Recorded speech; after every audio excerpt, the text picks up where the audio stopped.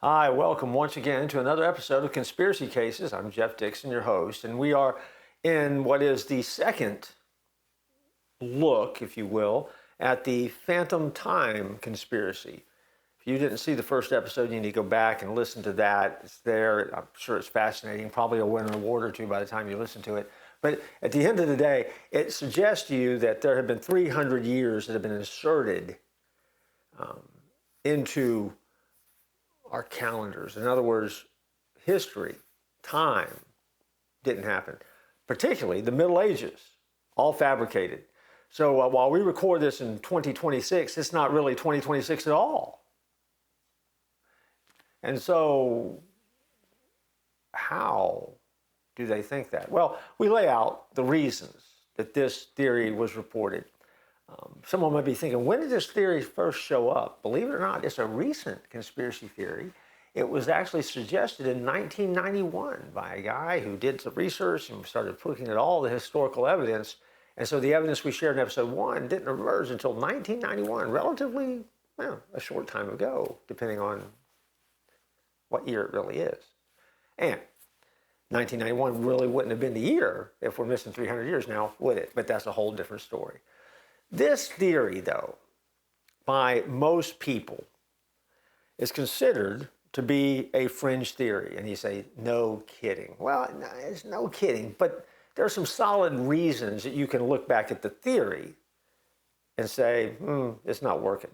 Because this is how you respond to conspiracy. You look for truth. So there are certainly historians that would reject this outright because there are independent records, the Byzantine Empire, Islamic historical records, Chinese astronomical observations.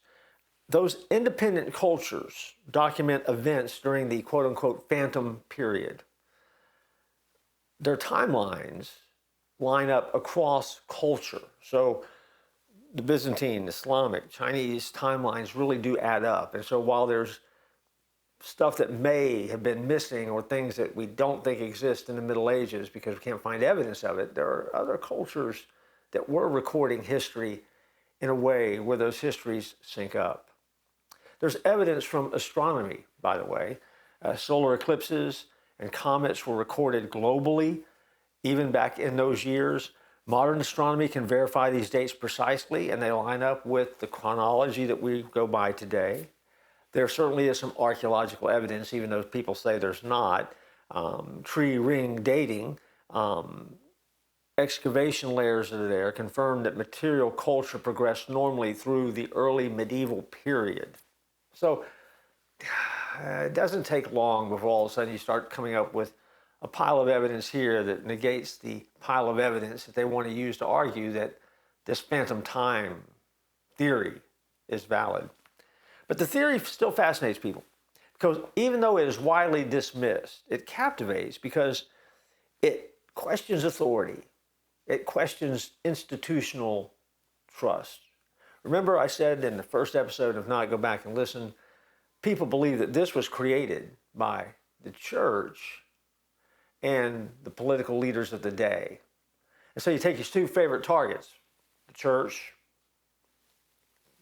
politicians, they have to be the bad guys. And so it questions your ability to trust those institutions. It challenges our normal assumptions about time because we just have all believed, with faith, by the way, that the calendar year that unfolds around us is just the calendar year. And there's never any reason to question it. Is it? You get today, you get tomorrow, and you've got your past, and all of that falls somewhere on some calendar somewhere, and that's how you track it. It plays on the idea, though, that history was written by the powerful. Now, there is an element of truth in that, by the way. I would suggest it to you this way. History is written by the winners. The people who have emerged victorious and survived eras of history are the ones who have captured and pushed forward the history. Whether they've chosen to bring history from those that they defeated with them or not, as they've conquered, as they've advanced, or the culture advances and evolves, that's up to them because history is always written by the winners. and that is just a reality of understanding history. And it also scratches an itch that a lot of people have, like, what if everything we know is wrong? What if everything we think is not true? And so it sits in the same psychological space as calendar reset conspiracies. There's tons of those out there. Hidden civilization theories, tons of those out there.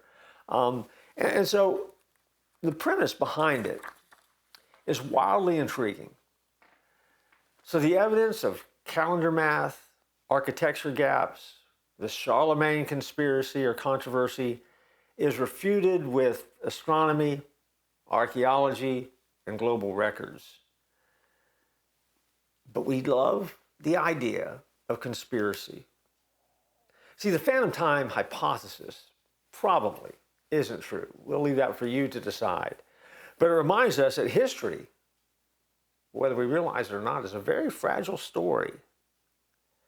And it forces us to ask not just what happened, but how do we know? Because whether phantom centuries exist or not, time shapes power. And whoever controls the calendar controls the narrative.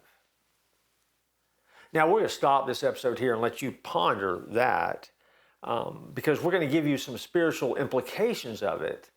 But key off that last phrase I just threw your way, because it's probably a lot better than it sounded when I typed it out. It simply says this: whoever controls the calendar controls the narrative. I am a follower of Jesus Christ, and I believe that time has been created by God, our Creator. And our Creator controls the calendar. And so because He controls the calendar, He gets to control the narrative. And so we're going to take that idea, put it into a Christian worldview lens, and wrap this up in our next edition of Conspiracy Cases, the Phantom Time Conspiracy. I look forward to joining you then.